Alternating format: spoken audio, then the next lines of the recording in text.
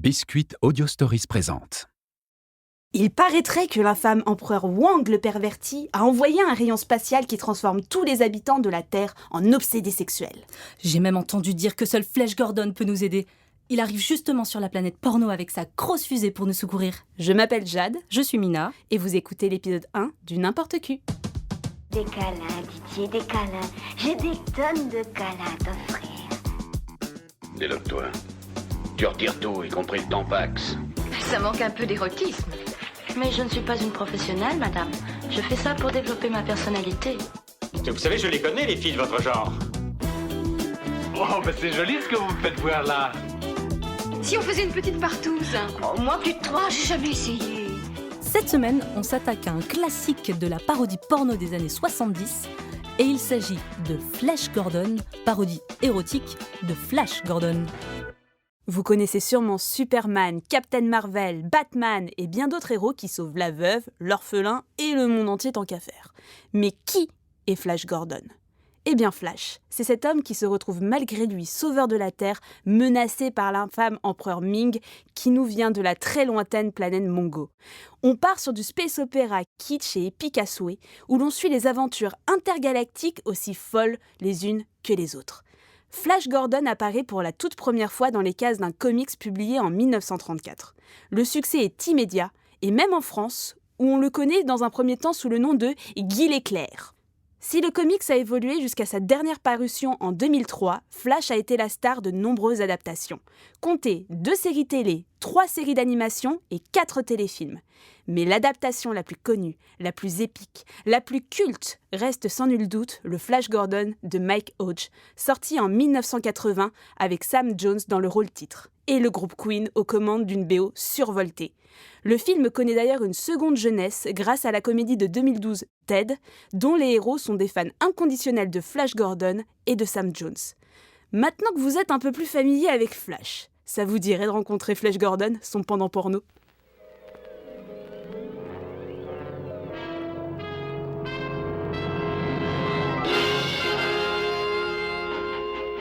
Gentlemen, we are in big trouble. You've heard about it. You've read about it. Now, finally, you can see it. It will be a dangerous trip, and I don't know what we're likely to encounter out there. But someone has got to save the Earth from the treacherous clutches of that evil Ray. Not to be confused with the original Flash Gordon. Flash Gordon, c'est sorti en 1974. C'est un film américain réalisé par Howard Zime et Michael Benveniste, avec au casting Jason Williams, Susan Field, Joseph Hudgens et William Denisant. On a beaucoup de choses à dire sur ce film qui est culte dans l'univers de la parodie porno. Mais avant tout, on tient quand même à vous faire un petit résumé pour que vous puissiez visualiser ce dont il est question. On vous a fait un petit décompte de ce que vous verrez en termes de scènes érotiques, le film n'incluant aucune full frontal nudity ou gros plan sur les parties intimes, pour mieux se concentrer sur une ambiance érotico-rigolo. Et si d'aventure vous décidez de regarder Flash Gordon, vous pourrez apercevoir 3 orgies, un threesome, un duo, une fellation, un duo lesbien et un duo gay. Toutes ces scènes ne sont jamais filmées explicitement, vous n'aurez jamais de gros plans sur des parties intimes ou des axes sexuels montrés de manière détaillée. Mais à présent, on va vous faire un rapide résumé du film.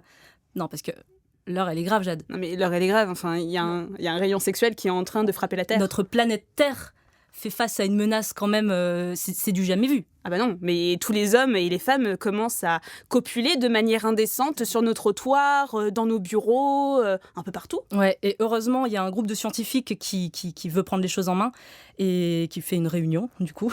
Pour dire que, parce que c'est la meilleure chose à faire. Pour dire que l'heure est se réunir grave. entre scientifiques pour dire que l'heure est grave, effectivement.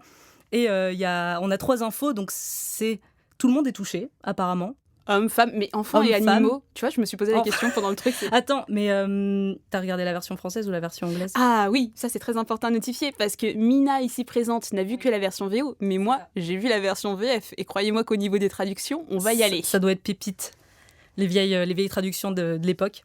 Et donc on a un rayon laser qui vient d'une planète étrangère qu'on n'a pas encore déterminée, qui s'attaque à la planète Terre et qui transforme du coup tout le monde en gros pervers. Et du coup, il n'y a que des gangbangs partout dans la rue. On voit d'ailleurs le marchand de journaux se faire attraper par... J'avais pas remarqué ça. Et d'ailleurs, le scientifique a retrouvé sa femme dans le lit avec les boueurs. Je sais Oui, pas si c'est la même chose. C'était les dans la boueurs. version C'était les française. boueurs aussi dans la version française. Et donc, on apprend qu'il n'y a qu'une personne qui aurait réussi à percer le secret de ce rayon mystère, et c'est le fils du scientifique en question, c'est Flash Gordon. Flash Gordon, oui. Flash. Donc, fils du professeur Gordon, qui est une info complètement... qu'on n'aura jamais. Qui sert à rien. Ah bah oui, on n'aura jamais cette info. Donc, on switch tout de suite dans un avion où Flash est de retour. Oui, parce que c'est un sportif. Ah oui, c'est vrai. Il a fait un truc de hockey dans l'Himalaya. Je crois que c'est un truc comme ça. Ou Tibet. C'est vraiment... Ça va être beaucoup too much dans ce film. Beaucoup de choses improbables. Et du coup, ouais, on retrouve Flash dans son avion retour pour les États-Unis. Et là, la rencontre avec donc l'actrice... Le premier rôle féminin. Et quel rôle, messieurs, dames. Quel rôle.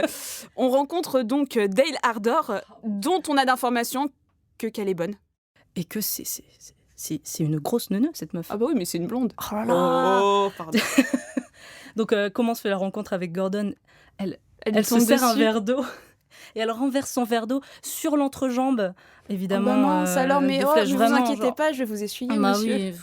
Oh là là, ça m'a fait penser d'ailleurs au clip toxique de Britney Spears. Oh, très belle référence. Voilà, toujours. Et on switch tout de suite sur le rayon spatial qui va frapper l'avion. Et dans l'avion s'organise une petite orgie.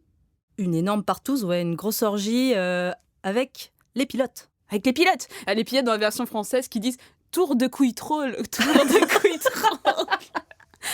Je crois que c'est un peu vraiment là-dessus. Ils disent « Tour de couille troll, tour de couille Mon troll ». On a beaucoup de jeux de mots hyper subtils, hein. Ah oui. On va le voir après, mais Et ouais, mais il y a dans la version anglaise que j'ai traduite, du coup, il y a le second pilote qui dit « Monsieur, j'ai une énorme trick !» Et du coup, il rejoint les passagers pour aller baiser. voilà, donc Flash, qui n'est pas touché pour une raison que je n'ai jamais Parce que c'est compris. un homme fort, tout simplement. C'est un homme fort, intelligent, C'est un beau, homme fort, séduisant. blanc, blond, Sportif, voilà. scientifique. Écoutez, Donc Flash prend les choses en main, prend Dale Ardor qui lui a sauté dessus pour faire la chose, Oui. et saute de l'avion en parachute. avant de sauter dans l'avion, il essaye quand même de maîtriser l'avion. Il n'y arrive pas et du coup, il décide de sauter et d'abandonner tout l'avion. Ah bah oui, il saute en parachute, Voilà, il saute qui en parachute. s'écrase en arrière-fond pendant que lui est en parachute avec Dale qui est accroché à son pantalon en train de lui faire une fellation. Exactement. Donc dans les airs, hein, littéralement dans les airs. Donc nos deux comparses atterrissent et Dans la version anglaise, on rencontre le professeur Jerkoff, donc littéralement branlette. et dans la version française, on rencontre le professeur éjacule avec un K. Vous voyez la subtilité, hein, toujours présente, qui nous présente son vaisseau, parce que lui, c'est d'où ça vient. Voilà. Et il c'est veut d'où du vient coup le sauver rayon. tout le monde. Et donc, il présente son vaisseau qui est, encore une fois, très subtil, un vaisseau en forme de grosse bite. Oui, et attends, il dit en version française « J'ai eu la chance de trouver presque toutes les pièces sur le catalogue de la Redoute. » J'ai dit « Mais c'est sorti d'où ?» Enfin, si vous voulez construire une navette spatiale, allez sur le catalogue de la Redoute. Ou des trois Suisses. Ça dépend la team. Voilà. Ah ouais, 3-6 de ouf. Et du coup, après, on a le voyage jusque la planète porno. C'est de la planète porno que vient le rayon sexe. Exactement. Et alors là, c'est le voyage, niveau sécurité routière, le moins safe et crédible. Oui, c'est tellement ça. Déjà, il démarre quand même sa fusée avec une toute petite clé. Oui, c'est ça. Comme il démarre une voiture. Mais oui, la fusée décolle et donc on observe la Terre qui s'éloigne au loin. C'est ça. Et Flash a cette remarque très pertinente de dire « Waouh, on distingue bien les grands lacs, le lac du Bois de Boulogne, le lac Michigan et le bassin des Tuileries. » Ah, j'aurais dû voir la version française. Mais malheureusement, ils se font frapper en cours de Oui. route par le rayon X. Ouais. Et qu'est-ce qui se passe? Un threesome. Magnifique. Magnifique. Voilà, Plan magnifique A3. plan A3. Donc voilà. Donc ils baisent. Il n'y a rien d'autre à dire. Et je pense que c'est parce qu'ils baissent d'ailleurs que il y a plus personne pour contrôler l'avion et C'est comme ça qu'ils trouvent la planète porno? et qui se crachent sur la planète porno. Mais non, ils se crachent pas. Mais si, ils se crachent. Enfin, en tout cas, ils essaient Ils de contrôler, reprennent, mais le, c'est ils pas reprennent un... le contrôle, tu sais, ils se rhabillent, ils font « Oh, enfin, mais oh là là, ce rayon était très Ouais, inapproprié. c'est pas un atterrissage Et hyper safe Dale- non plus. Hein. Et Dale reste à poil. Très important, Alors ça- elle est tout le temps Non, mais à alors poil. ça, c'est scandaleux. Elle est vraiment à poil. Mais par contre, quand ils sont arrivés, t'as le professeur éjacule qui lui dit... il lui sort une robe sortie nulle part. Et dans la version anglaise, il dit que ça appartenait à sa mère. Eh ben oui. Et clairement, c'est une nuisette. Et il dit que sa mère a été enterrée avec. Ah non, moi c'est pas ça. Ah. Non, moi ce qu'il dit, c'est la robe de mariée de ma mère. Elle l'a très peu portée. putain. C'est ça la version. Ah mon Dieu. Donc, ils sont retrouvés par des soldats méchants Et ils décident d'aller se cacher très vite dans une caverne, comme c'est une planète très rocailleuse, ils décident d'aller se cacher dans une planète où ils se font attaquer par des créatures. Mina, peux-tu me décrire ces créatures ? Apparemment des espèces de pinosaures. Donc c'est un monstre de forme phallique qui sort de la terre avec un énorme œil au bout et qui se dresse, voilà, fier. Fier, dur. Fier et bien dur pour évidemment s'attaquer notamment à notre cher Dale. À noter que toutes les créatures du film, donc les péniseurs, et d'autres qui seront à venir, sont faites en stop motion. Voilà, c'est un petit détail intéressant du film. Donc, malheureusement, ils ne réchappent pas aux péniseurs et se font capturer par les méchants pour la prochaine scène, qui est la rencontre avec l'empereur Wang. L'empereur Wang qu'on découvre du coup dans son palais, sur son trône, avec une grosse orgie devant lui. Il fume la chicha d'ailleurs, j'ai l'impression. Enfin, je n'ai pas remarqué. J'ai l'impression qu'il fume la chicha. Attention. Je regardais plutôt les gens qui baisaient autour plutôt que la chicha. Je t'avoue, il a une coiffe. C'est une araignée, je ne sais pas si tu as capté, c'est une grosse araignée. C'est une grosse araignée. Donc pour vous le décrire, l'empereur Wang, Wang dans l'argot américain, je crois que ça veut dire branlette, il me semble. Tous les noms personnages. Ça veut dire bite. Ah, ça veut dire bite ouais. Dans un argot. Et c'est un empereur qui est assez asiatique, d'où le prénom Wang. Donc voilà, on a un peu... ça m'a fait penser un petit peu, je ne sais pas si tu as vu ce film, à Les aventures de Jack Burton dans Les Griffes du Mandarin. Non. Où pareil, c'était, ça se passe à Little Tokyo, non, Little China, pardon, pas Little Tokyo. Et voilà, donc c'est un empereur asiatique. Et il se retrouve dans cette cour où tu vois plein de gens qui sont en pleine orgie. Voilà, c'est ça. Et évidemment, l'empereur tombe amoureuse de la belle Dale. Enfin, amoureux. Il tombe amoureux. Il veut se la faire. Il veut juste se la faire, mais il a besoin de se marier avec elle. Du coup, il la prend pour femme. Et il capture il séquestre le professeur Éjacule pour qu'il puisse travailler pour lui. Et il emprisonne... Enfin non, il veut emprisonner Flash Gordon. Mais l'apparition d'une nouvelle protagoniste, Amora, reine des ténèbres et gardienne des tétons sacrés de la puissance, qui souhaite... J'ai rien d'autre à dire à tout ça. Qui souhaite garder Flash, parce qu'elle a eu un flash. Oh Merci. Et qui souhaite le garder pour elle. Mais l'empereur Wang a dit ok, pas de souci, mais il doit survivre à une épreuve. Et quelle épreuve ? Moi, j'ai pas très bien compris c'était quoi, parce que du coup, il doit se battre contre trois femmes. En fait, il se bat contre des femmes d'apparence un petit peu tribale à poil qui font des bruits de jaguar pas contents. Vraiment. Ouais. Et qui essayent de déshabiller. On part sur un potentiel viol collectif. Sauf qu'il leur met 3 patates de forain et que c'est terminé, qu'il a gagné l'épreuve. Donc il repart avec Amora sur son vaisseau cygne. Exactement, sur son vaisseau cygne pour une scène de sexe endiablée. Ensuite, on retrouve le professeur dans une salle de torture. En fait, on ne sait pas trop ce qui se passe. Il est en train de traficoter des trucs pour le... Une machine à la chatouille ? Oui, il y a une machine à chatouille, mais c'est genre... il y a une femme qui est attachée sur une table. Il y a des mains avec des gants de Mickey qui tiennent des plumes, qui chatouillent la meuf. Je sais pas si t'as fait gaffe, c'était des gants de Mickey. Si, totalement. Enfin, vraiment, je savais pas quoi penser de cette scène. Est-ce que je devais rire ou pas ? C'était assez... Je ne sais pas, moi, je me posais d'autres questions à ce moment-là, je t'avoue. Ouais, mais c'est vrai que du coup, le professeur Éjacule trouve un stratagème pour s'enfuir. Et, En 13 secondes montre-main, il récupère un vaisseau ennemi, il va tirer sur le vaisseau cygne d'Amora qui s'écrase dans les montagnes. C'est ça, qui s'écrase, mais seul survit du coup Flèche. Flèche qui survit, malheureusement, Amora et son équipage meurent. Mais Flèche survit, il s'enfuit, il se retrouve avec le prof, et l'esprit d'Amora apparaît mystérieusement et leur délivre des nipples au pouvoir immense qui leur permettra de défaire l'empereur Wang. Des nipples, ce sont des petits cache-tétons, pour ceux qui ne le sauraient pas, qui elle a appelé les tétons de la puissance. Et Flèche commente cette apparition, elle avait des couilles. Oui. Donc, on coupe tout de suite sur le mariage de l'empereur Wang et de Dale. C'est ça, un mariage qui a l'air fort sympathique. Il y a des cheerleaders au début, il y a des pom-pom girls qui disent en français W-A-N-G, sans lui la planète porno, ce serait pas aussi rigolo. Voilà, toujours dans la cour des miracles. Hein. Et là, je sais pas pour toi, mais tout va beaucoup trop vite. Il y a Flèche et Docteur Éjacule du coup qui s'infiltrent dans le château. Et en même temps, t'as Dale qui s'enfuit avec une esclave, donc qui s'enfuit du mariage. Bah non, c'est l'esclave qui enlève Dale. Voilà, c'est l'esclave qui enlève Dale, donc on se dit, ok, totalement tranquille. Elle va être sauvée. Totalement. Il s'enfuit derrière une porte. Vraiment, c'est n'importe quoi. Voilà, ne cherchez pas de logique. Ne cherchez pas. Nous-mêmes, nous ne pouvons pas vous donner de logique à ce film. Ce qui se passe, c'est que Dale rencontre la résistance féminine de la cité. Alors, et il rencontre la chef Nelly, voilà. le commandant suprême du puissant réseau clandestin des Amazones LMF de porno, en version française, qui décide de prendre Dale dans ses rangs pour en faire une guerrière. Et pour devenir une guerrière, elle doit passer par un rite d'initiation. C'est ça. Qui est un peu la scène malaisante pour moi du film. Oui, un petit peu. En fait, quand on pense rencontrer la résistance féminine gérée par une Amazone qui fume la pipe... qui est trop classe. Elle est trop classe. Elle est hyper classe. Elle a une jambe, elle a une prothèse en métal. Ouais. Une prothèse en métal, elle a un cache-sein. Elle a un crochet à la place de la main droite. Oui, et elle est vraiment badass et tu dis, ah ça y est, c'est cool, enfin des meufs avec un rôle intéressant. Et sauf que non, en fait, c'est juste les méchantes lesbiennes du film. Ouais, on sait que toutes les féministes et toutes, de toute façon, c'est des féminazis. Hein. Voilà, exactement. Qu'est-ce que tu veux, toujours hystérique. Hein. Et le rite pour transformer en soldate, c'est avoir des relations sexuelles forcées avec une femme. En fait, j'arrive pas à trouver les choses autrement.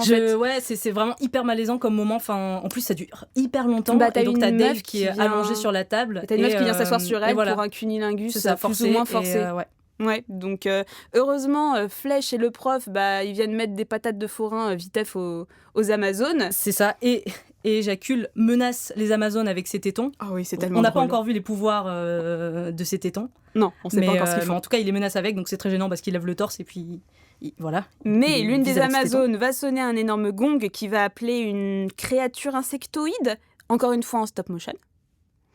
Et s'ensuit un combat acharné contre Flèche et la créature se fait mystérieusement tuer par un mystérieux archer.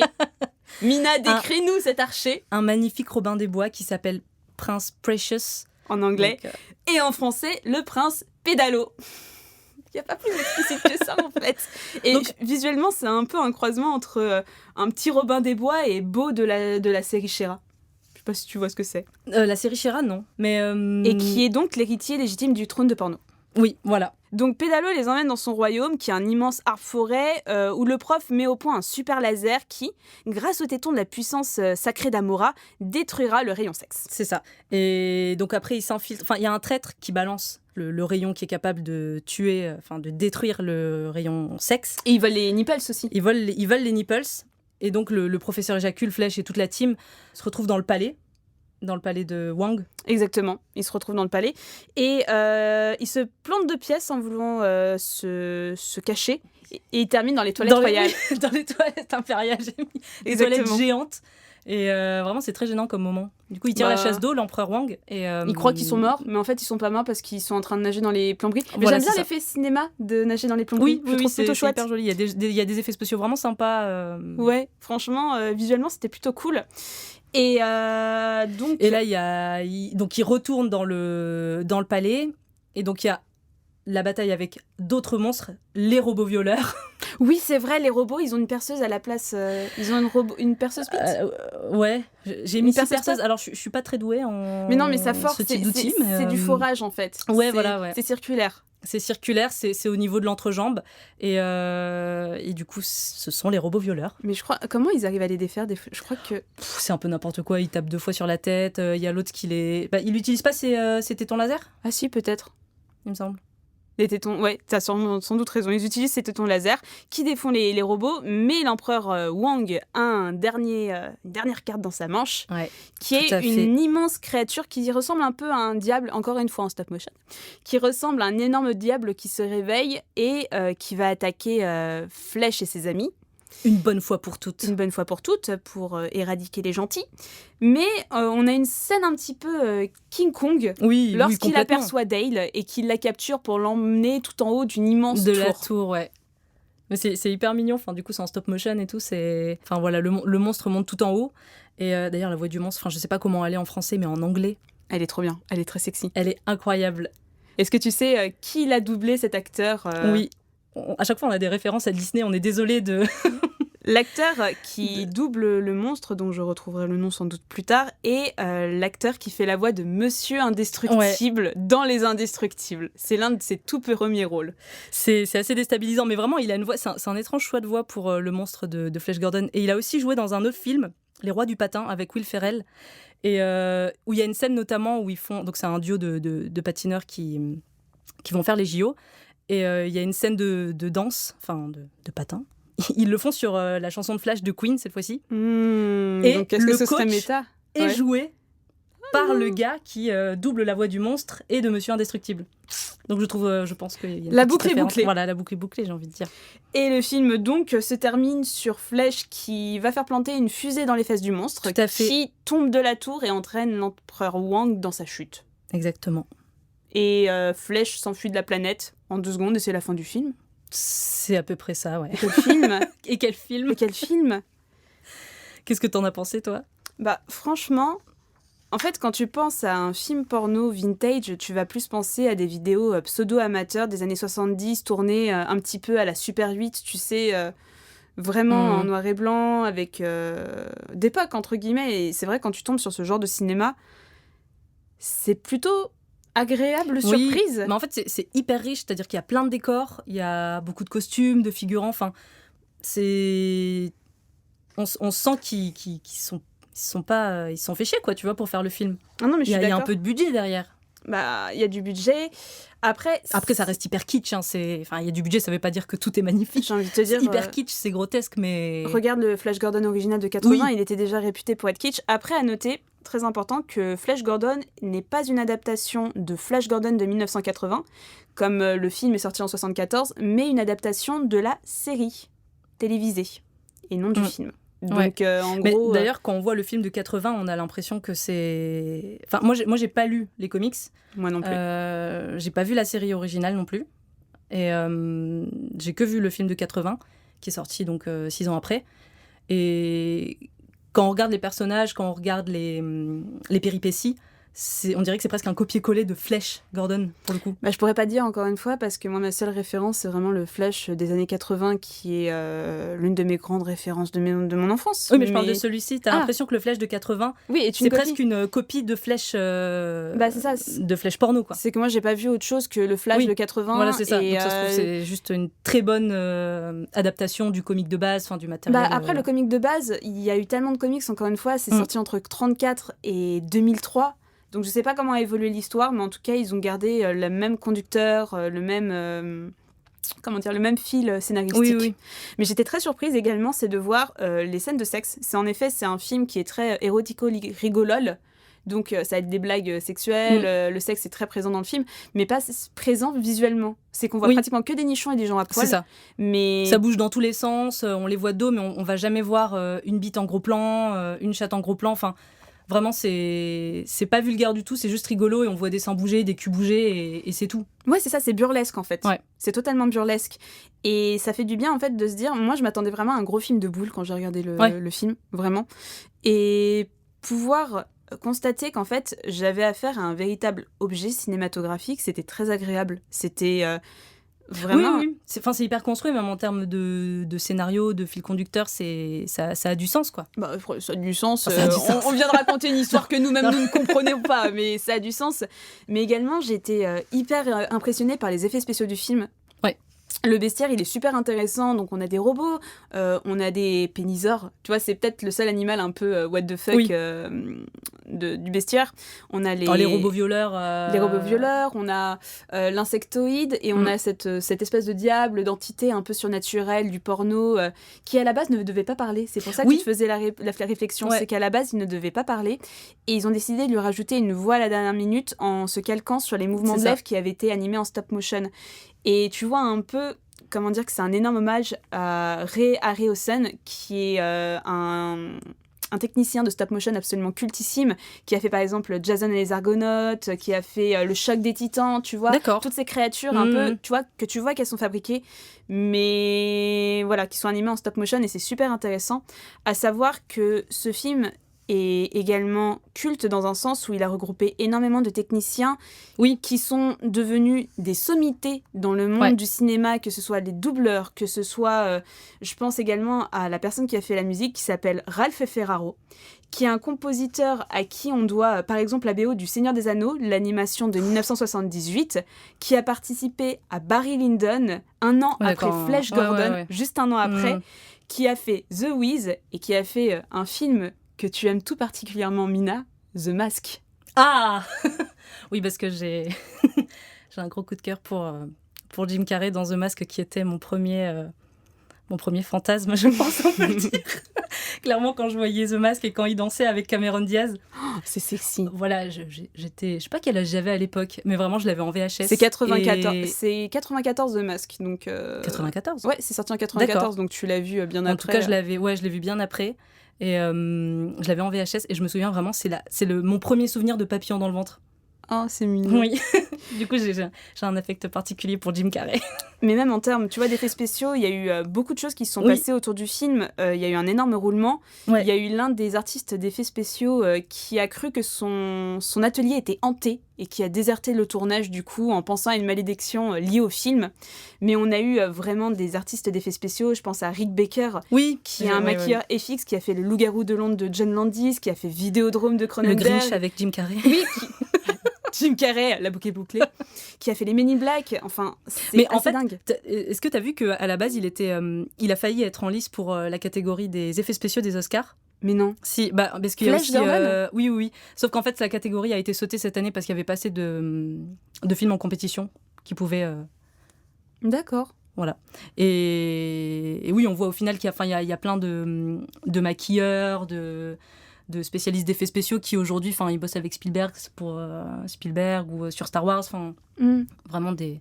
Et même le film, il a une certaine notoriété en festival, notamment je pense au Festival d'Avoriaz de 1975, où il était dans la compétition officielle. Et face à, par exemple, le grand gagnant de cette édition, qui est Phantom of the Paradise, que nous affectionnons particulièrement et que vous devez voir si vous ne l'avez pas vu. Mais c'est quand même incroyable de se dire que, tu vois, on parle de porno, je pensais vraiment tomber sur du porno, et finalement, je termine par parler de cinéma. Ouais, c'est ça, puis on compétition pour un festival du film fantastique qui est quand même connu à l'époque. Il a été remplacé par Gérard May. Et c'est quand même pas rien. Moi, j'avais vu qu'ils avaient récompensé genre Terminator, Elephant Man, tout le long de sur plein d'années, les grands prix. Et donc c'est assez étonnant de voir un porno qu'aujourd'hui on trouve hyper kitsch et un peu démodé, mais qui à l'époque avait quand même une bonne réputation en fait. Mais après, sur l'aspect porno, ce qui est aussi intéressant, c'est de voir que certes, les techniciens, les compositeurs, les réalisateurs et producteurs sont des personnes qui ont une carrière très influente dans le monde du cinéma, mais par contre, les acteurs, ils ont totalement disparu de la surface de la planète. C'est assez incroyable. C'est vraiment, quand j'ai tapé le nom de l'ensemble des acteurs, mais je les ai plus jamais retrouvés après Flash Gordon, quoi. Ouais. C'est assez impressionnant. C'était un one-shot, après ils ont complètement arrêté, ou ta réputation aussi, elle a peut-être pas la même... C'est ça. Quand tu te lances dans le porno, c'est compliqué, quoi. À part d'eux, il y a William Dennis Hunt qui joue l'empereur Wang, et on va peut-être revenir dessus parce que c'est quand même assez problématique qu'un acteur blanc joue un asiatique. Alors ça, c'est la grosse période, le bon yellow face. C'est violent. C'est quand même assez violent. Donc l'empereur Wang est joué par un blanc. Il est vraiment maquillé en jaune, mais hyper grossièrement. Il a une moustache qui tombe sur les côtés, un peu comme les empereurs. En fait, ouais, un peu comme les empereurs. Et en fait, c'est une figure... c'est pas nouveau, le porno, il est quand même hyper raciste. Tu vois, il y a plein de catégories et c'est hyper problématique.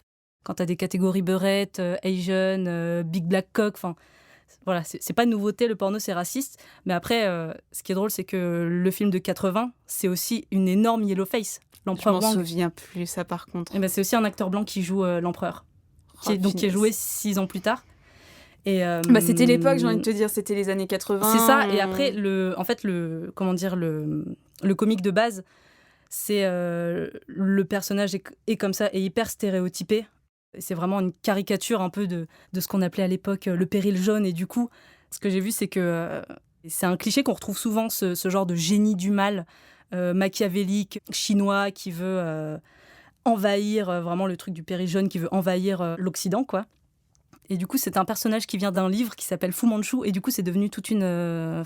quand vous voyez un personnage comme ça, souvent d'ailleurs joué par un acteur blanc, génie du mal, chinois, avec les moustaches qui tombent, c'est une référence à tous ces personnages de Fu Manchu et qui sont des références extrêmement racistes. Voilà. Vous écoutez pas ce podcast pour rien, hein, ça dénonce. Ça dénonce. On parle de géopolitique. Hein.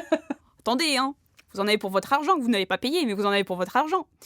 Mais oui, c'est assez incroyable de voir ça. Et je pensais également à John Hoy, qui est le personnage du père de Flash Gordon, qui apparaît vraiment très rapidement, le scientifique du il début. apparaît juste au début. Ouais, mais c'est un acteur en fait de l'ancien Hollywood. Par exemple, je note qu'il a joué dans Cléopâtre, il a joué dans Spartacus, pas mal de péplum, D'accord. pas mal de films d'époque. Et c'est un acteur qui a eu une très très belle carrière. En fait, c'est fou parce qu'il y a quand même pas mal d'acteurs qui ont une Ouais, belle mais carrière c'est des petits après. rôles, c'est des tout petits rôles. Tu vois, John Hoy, il apparaît 2 minutes à tout péter dans le oui, film. c'est vrai. Il y a qui d'autre Il y a également Dennis Hunt. Bah, il fait Wang, ok, c'est peut-être celui, mais il a fait plein de séries télé. Il a fait Star Trek, il a fait Alias, il a fait Babylon 5. Donc, tu vois, il est très resté dans ce milieu de niche qui était la science-fiction à l'époque. Mais à part ça, les acteurs ont disparu de la surface de la Terre. C'était des acteurs de films pornographiques et érotiques. On les a plus jamais revus pratiquement tous après. Donc tu vois, t'es en mesure de te poser la question, fallait être du bon côté de la caméra, et pour une fois, le bon côté de la caméra, c'était derrière. Ouais. C'était pas devant. Donc, à noter que Flash Gordon, c'est une production par une boîte de production pornographique qui s'appelle Graffiti, et qui a été fondée dans les années 60 par Howard Ziem, qui est également le réalisateur du film. Et c'est une personne qui a été très influente, en fait, dans le monde du porno des années 60, puis 70, notamment en réalisant Mona, The Virgin Nymph, qui est le premier film tourné en 35 mm et qui est un érotico-porno qui a été projeté régulièrement dans les cinémas nationaux en 1970, ce qui a été un énorme scandale. Le premier film un peu érotique qui a été projeté à l'époque dans les cinémas, c'était le Blue Movie de Andy Warhol. D'accord. Donc, en fait, il faut compter que Howard Ziem, c'est vraiment l'un des pères fondateurs du mouvement porno chic des années 1970 aux États-Unis. À noter également que le coproducteur du film, c'est Bill Osco, qui a produit plus tard un film que Mina et moi connaissons très bien, qui est la parodie pornographique d'Alice au Pays des Merveilles. Ah là là. Un film merveilleux dont nous aurons magnifique. Sans doute le loisir de parler dans un autre épisode. Oui, on va pas trop vous en dévoiler, mais c'est une comédie musicale et les chansons, elles sont trop bien. Exactement, on aime beaucoup les comédies musicales dans n'importe quoi. Oui. Et le film, donc, Flash Gordon, a été un énorme succès, qui a entraîné une suite en 1990 qui s'appelle Flash Gordon meets the Cosmic Cheerleader. Donc, qui est un film qui a pas très bien marché. Personne ne connaît. Il est considéré aujourd'hui comme l'un des pires films jamais réalisés de tous les temps. Après, ça veut tout et rien dire. Oui. Il y a beaucoup de très bons films qui ont été tamponnés pire film de l'histoire du cinéma alors que c'était des films extraordinaires.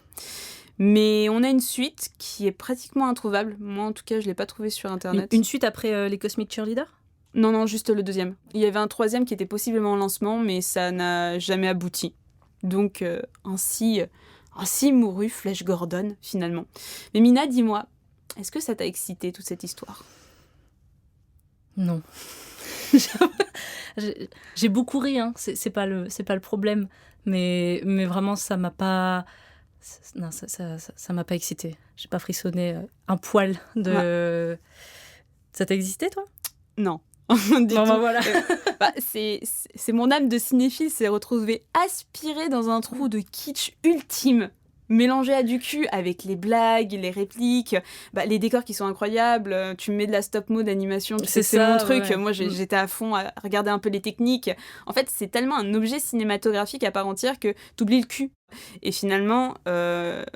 le cul et la pornographie, déjà que moi je ne considère pas vraiment ce film comme un film pornographique, mais comme un film érotique à part entière. Mais en fait, comme tu acceptes consciemment... Je trouve même pas érotique. Enfin, vraiment, pour le coup, je trouve qu'il n'y a même pas un poil d'érotisme, en fait. Oh, si, les tenues, enfin, l'actrice qui joue elle est quand même d'accord, ultra les sexy. tenues, Chef Nelly aussi, elle a un côté hyper sexy, hyper érotique, mais il n'y a aucune scène qui est érotique, en fait. C'est tellement un humour... Mais c'est tellement un humour lourdingue. C'est drôle, hein, je dis pas, mais... ça va pas dans la subtilité, hein, ça va au fond fond des choses. Mais moi, je le considère comme une comédie potache, ouais, c'est avec ça. un très bel hommage aux comiques de base et à la série, mais je le considère pas comme une œuvre érotique, tu vois. Je suis pas forcément d'accord avec toi, mais tu vois, en tant que spectateur qui met de côté la crédibilité de la chose, en fait, je sais que je vais voir un film what the fuck, et c'est... mon attention est attirée vers ce what the fuck et plus vers le porno. Il y a une suspension d'incrédulité qui fait que finalement, t'acceptes tout ce qui se passe et t'acceptes que le porno fasse partie du délire. Et du coup, le porno n'est plus cet élément excitant, n'est plus cette chose qui te fait des papillons dans le ventre dès que tu vois une fille enlever son t-shirt, alors que là, t'as des meufs à poil tout le temps. En fait, la nudité devient normale et ça devient plus du tout excitant. T'as tellement l'habitude d'en voir passer toutes les 2 secondes que finalement, tu perds cette petite Oui, pépite. tu t'arrêtes plus du tout dessus, en fait. Ouais, totalement. Donc, Tu finis par intégrer les 15 partous que t'as vu passer devant toi. Ouais, tu dis, oh, une partouze de plus, bon bah allons-y. Ah oui, bah normal, on est chez l'empereur. Oui, c'est tellement ça. En fait, ça devient normal. Ouais. Et bah voilà, c'est un peu cet aspect rare, un peu précieux, un peu honteux qui fait que le porno, ça t'excite. Et tu retrouves absolument pas ça dans ce film. Mais pour autant, moi, je me suis bien éclatée, quoi. Franchement, je me suis éclatée à voir ce film. Et on rit. Je pense que c'est le genre de film que je regarderais avec mes potes un peu dilatés d'esprit un samedi soir autour d'une bière et d'une pizza. Exactement. À faire entre potes. Ouais, voilà. À faire entre potes, on conseille.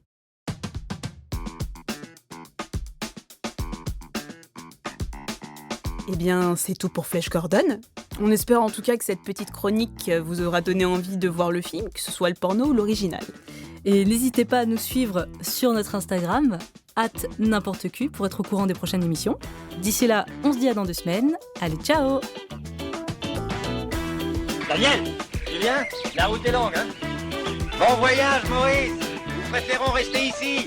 On va s'en donner à cœur joie. Salut, je vais me faire bourrer toute la journée, j'ai trouvé la queue qu'il me faut. Peut-être est-ce que vous la trouverez vous aussi? Hey, ciao!